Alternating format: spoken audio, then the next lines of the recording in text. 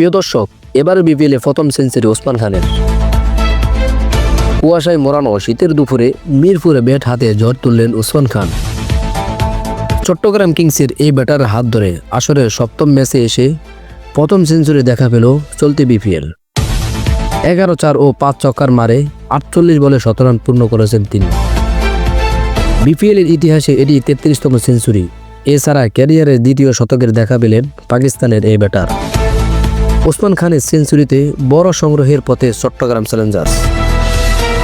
এই প্রতিবেদন লেখা পর্যন্ত দুর্বার রাজশাহীর বিপক্ষে ব্যাট করতে নেমে 16 ওভারের খেলা শেষে 3 উইকেটে 184 রান তুলেছেন চট্টগ্রাম।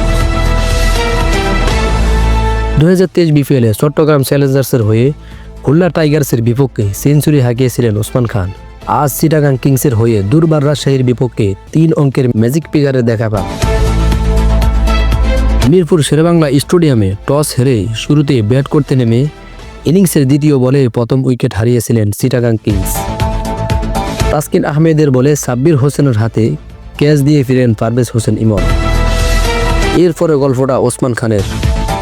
দুর্বার রাজশাহীর বোলারদের উপর দিয়ে ঝড় বয়ে দিয়েছেন পাকিস্তানের ওপেনার।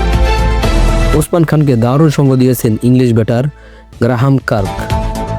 দুজনে মিলে দ্বিতীয় উইকেটে 63 বলে 120 রানের জুটি করেন। যদিও 25 বলে 40 রান করে সোহাগ গাজীর বলে ফিরতে হয়েছে গার্ককে। এক কথায় এই ম্যাচে রাজশাহীকে উড়িয়ে প্রথম জয় চট্টগ্রামের। প্রথম ইনিংসে যেখানে 4 ছক্কার ঝড় উঠেছিল, দ্বিতীয় ইনিংসে সেখানে যেন ব্যাটারদের জন্য বদ্ধভূমি।